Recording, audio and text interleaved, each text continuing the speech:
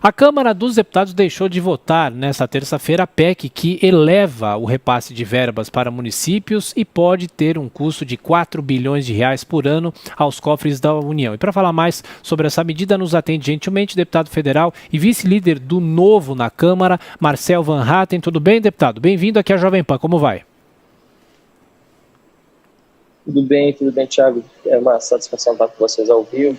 Obrigado pelo convite. Nós é que agradecemos. Deputado, afinal, o senhor acha que a Câmara foi sensata em não votar por causa desse custo que o governo pode ter? Ou é possível que esse projeto ainda volte a ser analisado até nessa reta final do ano? Essa reta final já não é mais possível. Aliás, ontem foi o último dia antes do recesso parlamentar, 22 de dezembro, à meia-noite, encerrou-se a sessão. E só poderia haver uma convocação extraordinária se o Congresso assim decidisse, e não foi votada nenhuma convocação. Eu, inclusive, era favorável que nós permanecêssemos em Brasília durante o período de recesso para poder tratar de uma série de projetos importantes, como, por exemplo, a reforma tributária e a reforma administrativa, que estão paradas.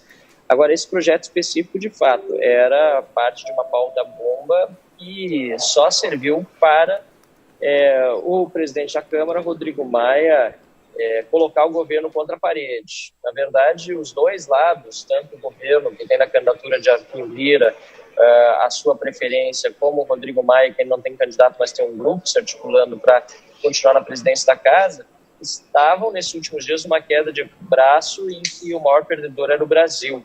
Essa PEC, ela é sim importante para os municípios. Nós, do Novo, defendemos mais recursos nos municípios, mas tudo tem hora.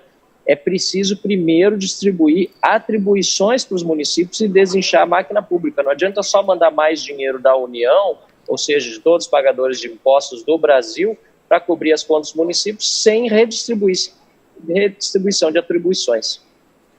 Deputado, agora pergunta de Brasília, José Maria Trindade. Pois é, olha, deputado, muito bom dia. Essas últimas votações aí, elas estão contaminadas pela disputa, né, pela presidência da Câmara dos Deputados. Este é o foco do momento dos líderes e dos gestores ali da Câmara dos Deputados. Colocar na pauta esta medida que facilita sim para os estados e municípios, eu acho que é até uma justiça, porque estados e municípios ganharam pela Constituição muitas atribuições, mas a maneira como o projeto foi colocado e a disputa é que contaminaram todo o debate, né?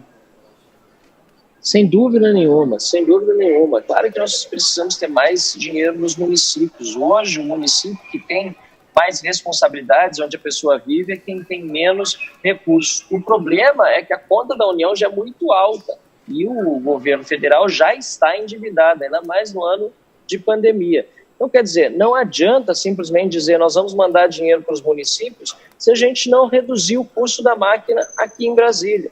É preciso primeiro fazer uma reforma administrativa decente, né? E depois sim pode-se falar em redistribuição de recursos para outros entes federativos. É isso que eu defendo. E você tocou no ponto, Zé Maria. Os últimos dias, olha, nós do Novo fizemos uma obstrução ferrenha. Nas últimas 4 horas não se votou nada da noite de ontem na Câmara dos Deputados por conta da obstrução do Novo.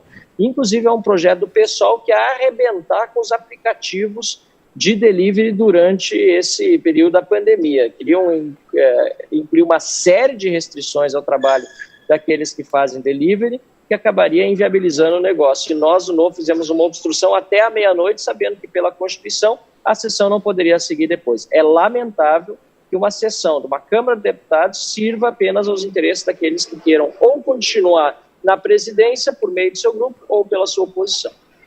Pois é, agora, deputado, com relação ao repasse ao projeto, a votação do repasse de verba a municípios, o presidente da Câmara, Rodrigo Maia, teria dito que não queria ser acusado de estar contra os prefeitos, inclusive até mesmo pelo presidente. Como o senhor vê o grau de prejuízo dessa falta de boa relação entre o Executivo, a Câmara e de alguns prefeitos também com o governo federal? Acredita que se o próximo presidente da Câmara tiver melhor convivência com o presidente, pautas importantes, como o senhor andou falando aqui já nessa entrevista, podem voltar a andar e até mesmo com maior rapidez? Olha, eu acho que o mais importante Adriana, a gente ter um presidente de Câmara que pensasse em primeiro lugar no Brasil. Isso faz falta muitas vezes. Rodrigo Maia foi muito bem na época da reforma da Previdência. Claro que nós gostaríamos que não tivesse sido desidratado tanto, digo nós do Novo, mas ele foi importante, a gente não pode negar para a história recente do país ao garantir a aprovação da reforma da Previdência. Mas desde então, os atritos com o governo federal foram muito ruins. E vice-versa, né? De outro lado, também o próprio presidente Jair Bolsonaro, muitas vezes jogando a responsabilidade sobre o parlamento não tem. Por exemplo, a questão das privatizações. Fala-se muito que a Câmara não quer votar privatização, mas manda os projetos. Por exemplo, a privatização dos Correios continua parada na Secretaria de Assuntos Jurídicos. Desde setembro desse ano, né, a última movimentação foi lá e o próprio governo não se entende sobre a sua necessidade. Também nos últimos dias, o presidente da República colocou na conta da Câmara a não aprovação do 13º do Bolsa Família, quando, de fato, quem não quis votá-lo foi o governo. Eu nem vou entrar no mérito da questão. O governo que pediu para retirar de pauta. E numa live o presidente disse que deveriam cobrar o Rodrigo Maia.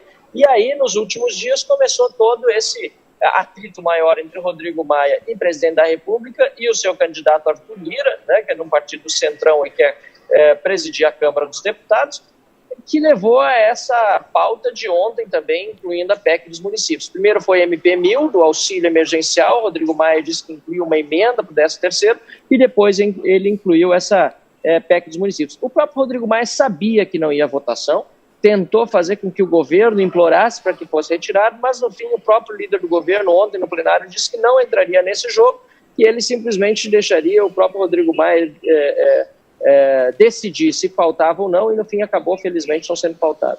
Deputado, uma última questão. O senhor concorda que 2021 vai ser um ano crucial nesse caso do Congresso, porque as propostas que poderiam ter sido aprovadas agora em 2020 não foram aprovadas por causa da pandemia, um ano atípico, e 2022 é um ano de eleição. O senhor concorda que se o Congresso não aprovar a reforma tributária, e muito menos a reforma administrativa, que é mais difícil ainda nesse ano de 2021, dificilmente isso será aprovado nessa legislatura ainda? Sem dúvida, lamento muito que a gente não tenha aprovado a reforma tributária no final desse ano. Já havia um consenso formado em torno da PEC 45. Consenso, assim, no sentido de que não havia grandes oposições, nem na esquerda, para aprovação da PEC 45. Havia, sim, uma intenção de incluir algumas emendas, isso é normal. A gente iria para a luta nos destaques, né, para evitar qualquer tipo de aumento de taxação. Mas, lamentavelmente, esse legado que, inclusive, o Rodrigo Maia queria deixar para o Brasil não foi possível. E, mais uma vez, em virtude de todas essas polêmicas geradas em torno da sua sucessão, né? Inclusive a tentativa de reeleição, que era completamente inconstitucional. Agora, para o ano que vem, nós esperamos que a reforma tributária seja pautada já no primeiro semestre, aprovada nas duas casas, vai depender também de um novo presidente do Senado Federal. As coisas poderiam ter andado melhor, Davi Alcolumbre também não deu todo o suporte necessário durante o período da pandemia. Inclusive, nas sessões mais recentes, ele está muito mais preocupado com a Amapá e com a candidatura do agora derrotado irmão dele à prefeitura do que com o próprio Senado da República. De quase todas as sessões foram presididas por alguém outro e não pelo presidente Davi Alcolumbre. E eu concordo, Thiago, com a tua análise. Se não aprovar ano que vem, primeiro semestre reforma tributária, segundo semestre reforma administrativa, vai ser muito mais difícil, se não impossível, no ano eleitoral. Perfeito. Deputado Marcel Van Hatten, mais uma vez, muito obrigado por nos atender. O senhor que é vice-líder do Novo no Congresso Nacional, na Câmara. Um bom Natal, bom fim de ano, e voltaremos a nos falar. Até a próxima.